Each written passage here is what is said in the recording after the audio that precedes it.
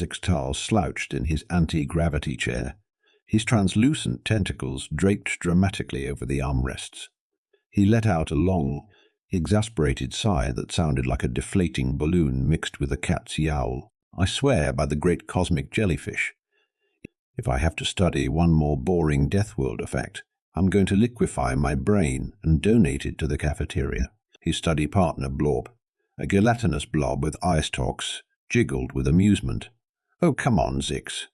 Death Worlders are fascinating. Did you know they have bones? Actual rigid internal structures. Can you imagine?" "Whoop-dee-doo." Zixtal twirled a tentacle sarcastically. "Next you'll tell me they breathe oxygen or something equally ridiculous." Blorp's eye stalks drooped. "Well, actually, by xenons neutrons. I was joking." Zixtal's bioluminescent spots flashed in disbelief. "What kind of insane evolutionary path leads to oxygen breathing? What's next? They eat solid matter." Blorp gurgled nervously, which was his species' equivalent of clearing their throat. About that." Zixtal's eyes bulged so much they nearly popped out of his gelatinous head. "You're kidding me, right?" "Nope," Blorp replied, his voice a mixture of fascination and mild disgust. "They actually put solid objects into a hole in their face, grind them up with little calcium structures, and then their bodies somehow extract nutrients from it. It's called eating." Zixtal's tentacles curled in revulsion. That's barbaric. It's like something out of a horror holovid. Please tell me we don't have to learn about this eating process for the exam." Blorp's entire body wiggled in what passed for a shrug among his kind. Professor Zolak said, "We need to understand all aspects of Death World biology, including their waste elimination processes." "Then what?" Zixtal screeched, his voice hitting a pitch that would make a banshee jealous. "Oh, that tears it. I'm dropping out. I'll become a space pirate. Or maybe I'll just float aimlessly in the void until I fossilize. Anything's better than learning about Death Worlder excretions." Just then, the door to their study pod whooshed open with a dramatic hiss, revealing their classmate, Gloop, a sentient fungal colony. Guys, you won't believe what I just found out." Gloop's spores vibrated with excitement, releasing a cloud of glittery dust that smelled faintly of cinnamon. Zixtal rolled all 7 of his eyes. "Let me guess. Death Worlders can shoot laser beams from their eyes and fly through space unprotected." Gloop's mycelia drooped slightly.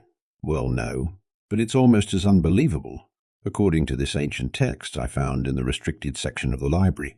"You broke into the restricted section." Blorp interrupted, his gelatinous form quivering with a mix of admiration and fear. Details. Gloop waved a fungal appendage dismissively. "The point is, I found this incredible information about Death Worlders. Apparently, they can survive for months without food or water." There was a moment of stunned silence, broken only by the soft whirring of the anti-gravity generators. Then Zixtal burst out laughing, a sound like a malfunctioning trash compactor. "Oh, that's rich.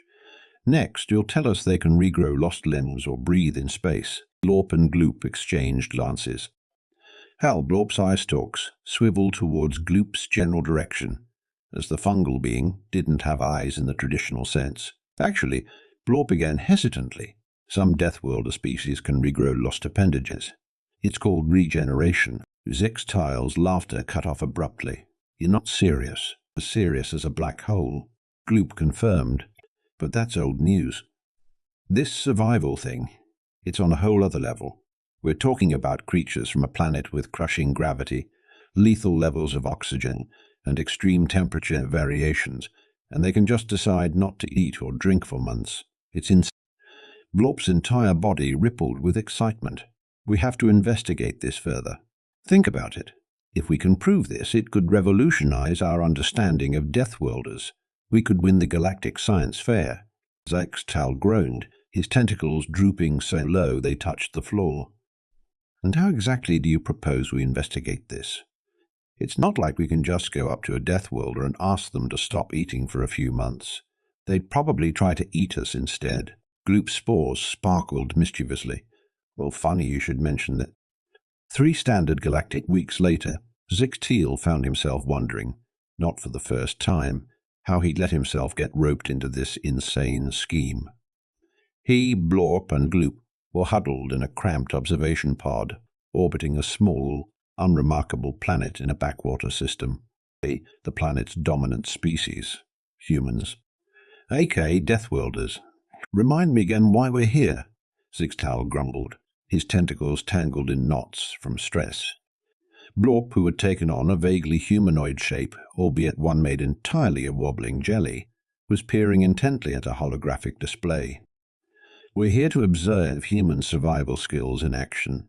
This is going to be groundbreaking. Gloop, who had spread himself thin across one wall of the pod to act as a biosensor array, chimed in. According to my research, this particular human settlement is experiencing what they call a supply chain disruption. They haven't received food shipments in weeks. Zixtal's bioluminescent spots flashed in alarm. Wait, what? Are you saying we're watching them starve to death?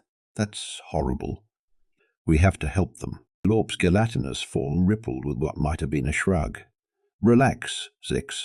Remember, they can supposedly survive for months without food. This is the perfect opportunity to test that hypothesis. Besides, Gloop added, his fungal filaments waving excitedly, I've tapped into their primitive communication networks. They seem to be treating this whole thing as some kind of challenge? They're calling it extreme prepping or something. Zixtal's tentacles twisted into even tighter knots. So let me get this straight. These humans are voluntarily going without food. For fun? Precisely. Blorp burbled happily. Isn't it fascinating? Zixtal just stared at his friends, wondering if it was too late to pursue that space pirate career. As days turned into weeks, the trio of alien students watched in a mixture of horror, fascination, and grudging admiration as the humans below demonstrated their survival skills. Look at that one, Blorp exclaimed, his gelatinous form quivering with excitement. It just ate a plant it found growing in a crack in the pavement. How did it know it wasn't poisonous? Gloop, who had been monitoring the human's vital signs, rippled his fungal mat thoughtfully. It seems they have some kind of internal defense system against toxins. Remarkable. Zixtal, despite his initial reluctance, found himself drawn into the observation. And that one over there, it's collecting water from the air using some kind of primitive condensation device. I have to admit, that's pretty clever for a species that hasn't even achieved galactic travel yet. As their study continued, the alien students witnessed humans demonstrating increasingly impressive survival techniques. They watched as humans started urban gardens in the most unlikely places, rooftops, abandoned lots, even in old shoes. They saw humans creating intricate water filtration systems out of discarded materials and preserving food using methods that ranged from the ingenious to the downright bizarre. Did that human just bury a fish in the ground? Zixtal asked incredulously one day. Gloop's spores sparkled with excitement. Oh, yes. It's a preservation technique they call fermentation. Apparently, they let bacteria partially decompose the food, and then they eat it. Blorp and Zixtal's responses were identical sounds of disgust, though Blorp's came out as more of a gurgle. But perhaps the most shocking discovery came when they observed the humans' social behaviors during this crisis. Are they sharing their limited resources? Blorp asked. His eye stalks crossed in confusion as they watched humans distributing food and water among themselves. Gloop's fungal network pulsed with excitement. It appears to be a cooperative survival strategy. Instead of competing for resources, they're pooling them to ensure the survival of the group. It's like they're behaving as a superorganism, similar to my own species. Zixtal's bioluminescent spots flashed in a pattern that indicated deep thought. For creatures from a death world, they're showing a remarkable capacity for empathy and collaboration. As their observation period stretched into months, the alien students found their preconceptions about Deathworlders constantly challenged. They watched as humans not only survived but seemed to thrive under conditions that would have wiped out most other species. They saw humans turning the crisis into an opportunity for innovation, developing new technologies and techniques for sustainable living. They witnessed the formation of tighter community bonds, with humans supporting each other emotionally as well as materially, and perhaps most surprisingly, they saw humans finding joy and humor, even in their hardship. The aliens watched, baffled but oddly touched, as humans organized community events, shared stories and songs, and even managed to create art from their limited resources. "I don't understand," Six-Tail said one day, his tentacles waving in confusion. "Why are they laughing? Don't they realize how dire their situation is?" Blorp's gelatinous form rippled thoughtfully. Perhaps laughter is another survival mechanism for them, a way to maintain morale and reduce stress. Gloop added, his spores glittering. Or maybe they just have a very strange sense of humor. Remember that joke they kept repeating, something about attorney and alligator. The three alien students looked at each other, or in Gloop's case, oriented his fungal sensors in their general direction, and burst into their own version of laughter, a mix of tentacle waving, gelatinous wobbling, and spore sparkling. As their research period came to an end, Zix-Tao, Blorp, and Gloop found themselves profoundly changed by their experience. What had started as a simple study of Deathworld or biology had turned into a complex exploration of human resilience, adaptability, back at their galactic university, as they prepared their presentation for the Galactic Science Fair. The trio found themselves facing an unexpected dilemma. "So, how exactly do we explain all this?" Zix-Tail asked, his tentacles twisting nervously as they stood backstage. Blorp's gelatinous form rippled with anxiety. "I'm not sure our professors are going to believe half of what we saw. Humans surviving for months on minimal resources, creating complex social structures during a crisis, using humor as a survival tactic. It sounds absurd." Gloop's fungal network pulsed thoughtfully. "Perhaps we should focus on the hard data, the physiological adaptations, the innovative survival techniques. We can leave out the more subjective observations." But as they took the stage and began their presentation, something unexpected happened. Instead of sticking to the dry, scientific facts, they found themselves sharing stories. Stories of human ingenuity, of compassion, of resilience in the face of adversities that made their alien audience lean forward in their seats, appendages raised in questions, bioluminescent spots flashing with interest. They told of humans creating gardens in the most unlikely places, of complex water filtration systems built from scrap, of communities coming together to share dwindling resources. They spoke of the human capacity for laughter in the darkest times, of art created from salvaged materials, of songs composed to keep spirits high during the long, hungry nights. And as they spoke, they realized that they were no longer just presenting a scientific study. They were sharing a revelation about the true nature of these strange, fascinating creatures called humans. As they concluded their presentation, there was a moment of stunned silence in the auditorium. Then, gradually, it was filled with the alien equivalent of thunderous applause, a cacophony of tentacle slapping, gelatinous wobbling, spore sparkling, and various other species-specific forms of appreciation. Professor Zolek's, being composed entirely of swirling gases, floated up to the stage. In all my cycles of teaching xenobiology, I have never seen such a compelling presentation on Deathworlders. You've not only provided valuable scientific data, but also given us insight into the spirit, for lack of a better term, of these remarkable creatures." Sykes-Tell's bioluminescent spots flashed with pride. "Thank you, Professor. We've learned that there's so much more to humans than just their biological adaptations. Their true strength lies in their community, their creativity, their ability to find hope in the darkest of circumstances." Blorp wobbled in agreement. "We went into this study thinking we'd learn about human physiology. Instead, we learned about human nature." Gloop's fungal network sparkled. "And in doing so, we've learned something about ourselves as well. About the power of observation, of empathy, of seeing beyond our preconceptions." As the alien students basked in the acclaim of their peers and professors, they couldn't help but feel a twinge of fondness for the strange, resilient Deathworlders they had studied. They had set out to uncover the secret of human survival, and had instead discovered something far more valuable, the indomitable human spirit. In the days that followed, as news of their groundbreaking study spread across the galactic academic community, Zixtal, Blorp, and Gloop found themselves at the center of a whirlwind of attention. They were invited to give lectures, write papers, and even consider embarking on diplomatic missions to open formal relations with the humans. But amidst all the excitement, they couldn't shake the feeling that their journey of discovery was far from over. After all, if humans could survive months without food or water, who knew what other incredible feats they might be capable of? As they sat in their favorite study pod, discussing their future plans, Zixtal's bioluminescent spots suddenly flashed with inspiration. "You know," he said, his tentacles waving excitedly, "there's still so much we don't know about humans.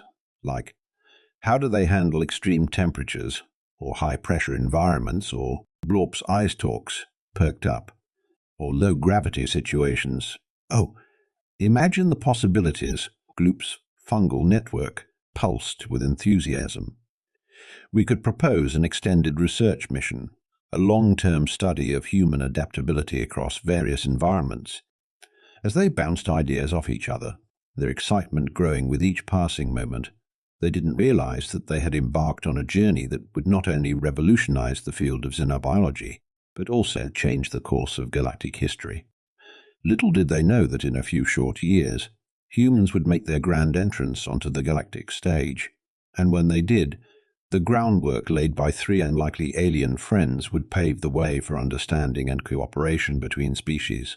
But that, as they say, is a story for another time. For now, Zixtal, Blorp, and Gloop were content to bask in the glow of their achievement, their minds buzzing with possibilities, their hearts equivalent organs filled with a newfound respect and fascination for the resilient, resourceful, and endlessly surprising species known as humans. As they left the study pod that day, Zixtal paused at the door. "You know," he said, his voice filled with a mixture of awe and amusement, "I never thought I'd say this, but I think I'm starting to like these Deathworlders." Blorp jiggled in agreement. "They're certainly full of surprises. Who knows what we'll discover next?" Gloop's spores sparkled mischievously. "Maybe we'll find out they can breathe in space after all." The three friends burst into laughter as they headed off to plan their next great adventure in human studies. Little did they know, their journey was only just beginning. Months passed, and the trio's research into human adaptability took them to the farthest reaches of the galaxy. They studied humans in simulated environments, ranging from the crushing depths of gas giant atmospheres to the near vacuum of space stations. Each new discovery left them more astounded than the last. On a particularly eventful day, they found themselves in a top-secret research facility on the ice moon of Glacier Seville. They were there to observe a group of human volunteers in an extreme cold-weather survival test. Zixtal, his tentacles wrapped tightly around himself for warmth despite the climate-controlled observation deck, watched in disbelief as the humans frolicked in the sub-zero temperatures outside. "Are they? Are they having a snowball fight?" he asked incredulously. Blorp, who had partially frozen into a gelatinous icicle, managed to swivel an eye stalk towards the window. "I believe so. And is that one making a snow angel?" "Fascinating. They seem to derive enjoyment from these harsh conditions." Gloop, whose fungal structure had gone into a state of semi-dormancy due to the cold, vibrated weakly. "Their core body temperatures are maintaining homeostasis despite the extreme cold. It's as if their bodies are generating heat internally." "Preposterous," Zixtal exclaimed, his bioluminescent spots flashing in patterns of disbelief and excitement.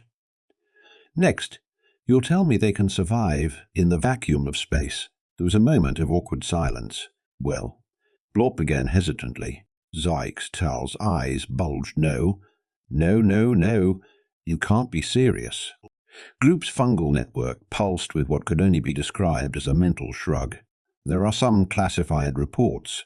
Apparently, humans can survive brief exposures to vacuum, something about their circulatory system and the elasticity of their skin." Zixtal's tentacles tied themselves into knots. "That's it. I give up. These Deathworlders are impossible.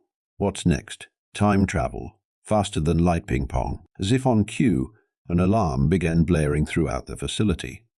Red lights flashed, and a computerized voice announced, "Alert! Dimensional anomaly detected. This is not a drill. All personnel proceed to designated safety zones." The three alien researchers looked at each other in shock. "You don't think—" Blorp began. "It couldn't be," Glue continued. "The humans—" Zixtal finished, his voice a mixture of dread and excitement. "They rushed to the main research lab, their individual modes of locomotion creating a bizarre spectacle.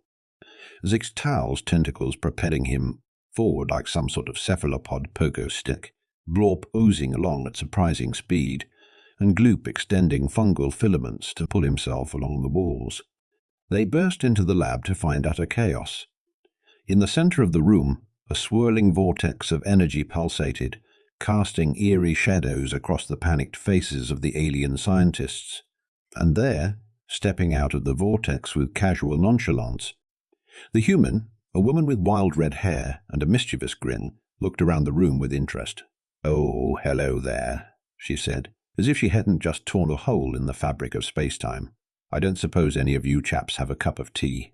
Interdimensional travel always leaves me parched." Zixtal, Blorp and Gloop stared in stunned silence, their minds struggling to process what they were seeing.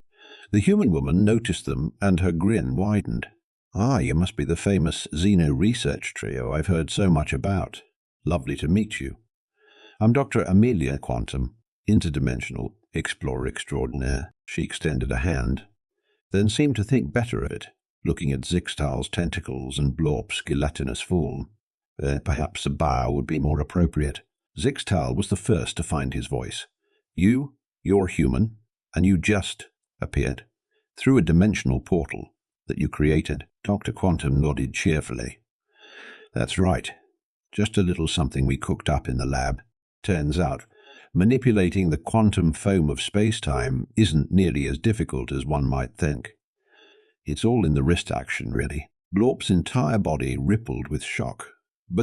But that's impossible. The energy requirements alone would be—" "Oh, astronomical.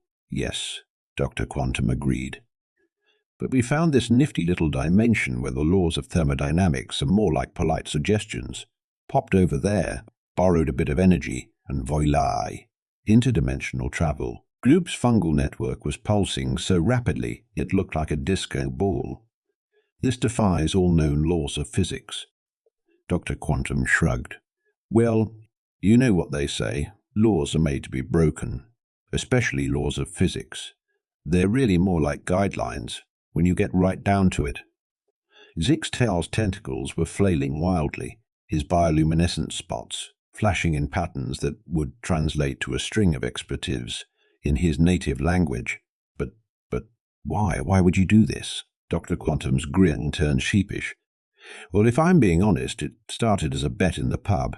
My colleague Dr. Hawking, lovely chap, bit of a prankster, bet me I couldn't find a way to travel to parallel universes before the end of the fiscal quarter. And well, I've never been one to back down from a challenge." The three alien researchers exchanged glances, their expressions a mixture of awe, disbelief, and dawning realization that perhaps they had underestimated humans. "Again, so," Dr. Quantum said brightly, clapping her hands together, "about that cup of tea, and then perhaps you'd like to join me for a quick jaunt through the multiverse. I found this lovely dimension where pizza grows on trees.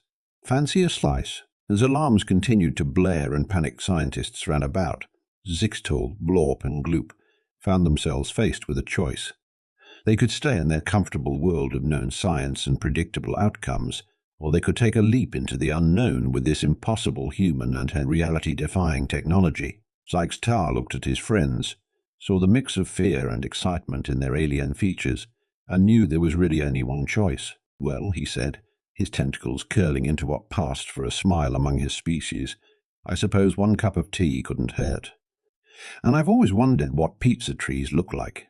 As they followed Dr. Quantum towards the swirling vortex, Zixtal couldn't help but think that perhaps the most remarkable thing about humans wasn't their ability to survive without food or water, or even their capacity for interdimensional travel.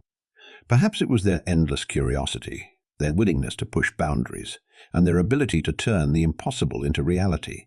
And as they stepped into the unknown, ready to embark on an adventure beyond their wildest dreams, Zixtal realized that in their quest to study humans, he and his friends had become a little bit more human themselves. And somehow that didn't seem like such a bad thing after all. The vortex swirled around them, a kaleidoscope of impossible colors and mind-bending geometries. As they hurtled through the interdimensional rifts, Zixtal, Blorp, and Gloop clung to each other, much as their vastly different physiologies would allow, their minds reeling from the implications of what they were experiencing. Dr. Quantum, on the other hand, seemed perfectly at ease, as if interdimensional travel was as commonplace as catching the bus. Now, fair warning, she shouted over the cosmic whoosh of the vortex. The first jump can be a bit disorienting. Some travelers report seeing their lives flash before their eyes, others experience temporary omniscience, and there's always the odd case of spontaneous evolution. But don't worry, it all sorts itself out in the end. Before any of the alien researchers could process this alarming information, they were spat out onto solid ground. Well, mostly solid. The surface beneath them had the consistency of memory foam and the color of a sunset on Jupiter. As they struggled to their feet, or equivalent appendages, they found themselves in a world that defied description. The sky was a patchwork of different weather patterns, raining in one spot, sunny in another, with a small tornado doing the cha-cha in the distance. Trees with pizza for leaves swayed in a breeze that smelled faintly of cinnamon and old books. In the distance, a mountain range spelled out "Welcome to Dimension X77" in giant, glowing letters. "Well, here we are," Dr. Quantum announced cheerfully, seemingly unaffected by the dimensional jump. "Dimension X77, home of the pizza trees, and, oh, looks like they've redecorated since my last visit." The quantum flux must be in a creative mood today. Zixtal, his tentacles tied in knots from the interdimensional journey, managed to untangle himself enough to speak. This is impossible. It violates every law of physics, biology, and common sense, Dr. Quantum chuckled. "Oh, my dear xenobiologist, haven't you learned by now? When it comes to humans and the multiverse, impossible is just a word for something we haven't figured out how to do yet." Blorp, who had taken on the shape of a wobbly question mark, burbled in agreement. "I must admit, Dr. Quantum, your species continues to astound us.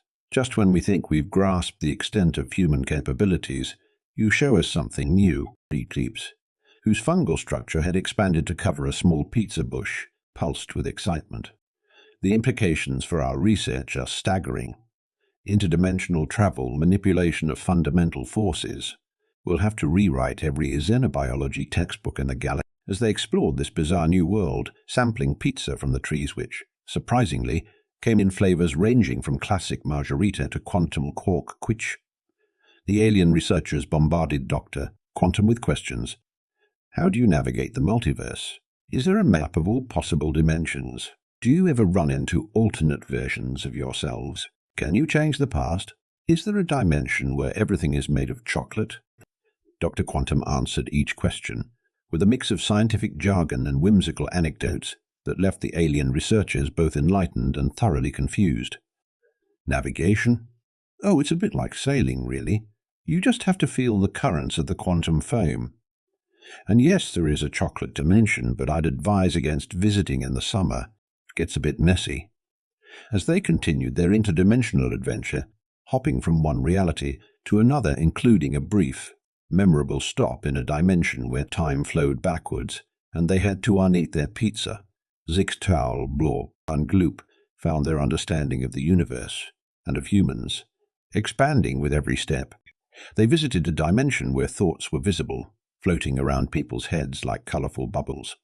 They explored a reality where music was the primary form of communication, and every conversation was a symphony. They even stumbled upon a universe where their own species were the dominant life forms, and humans were considered mythical creatures. Throughout it all, Dr. Quantum's enthusiasm never wavered. She approached each new discovery, each mind-bending paradox, with the same childlike wonder and insatiable curiosity that had led humans to conquer their death world, survive without food or water, and now, apparently, master the very fabric of reality itself. As they prepared to return to their own dimension, exhausted but exhilarated by their journey, Zixtal turned to Dr. Quantum. "I must confess, Doctor, when we began our study of humans, we thought we were observing a fascinating but ultimately limited species." "How wrong we were," Dr. Quantum smiled. "Oh, we're limited all right. Limited by our imagination, our courage, and our willingness to push boundaries. But as it turns out, those limits are pretty flexible." Blorp wobbled thoughtfully.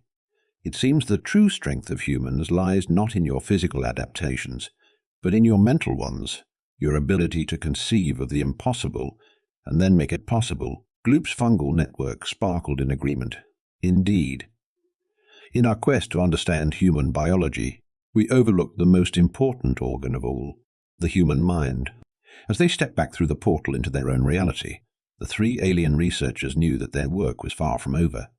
In fact, it was just beginning. They had set out to study human survival skills and had instead discovered a species on the brink of transcending the very laws of nature back in their own dimension. As alarms still blared and confused scientists scurried about, Zixtal, Blorp and Gloop exchanged glances. They knew that their report on this incident would shake the very foundations of galactic science. But more than that, they knew that their perspective on the universe, and their place in it, had been irrevocably changed. As Dr. Quantum prepared to return to her own dimension, she turned to the alien trio with a mischievous grin. "Well, it's been a pleasure, gentlemen. Or gentle beings, I should say. Feel free to pop round for tea sometime. Just follow the quantum vibrations of improbability. Take a left at the Hirschfeld-Korsakoff singularity.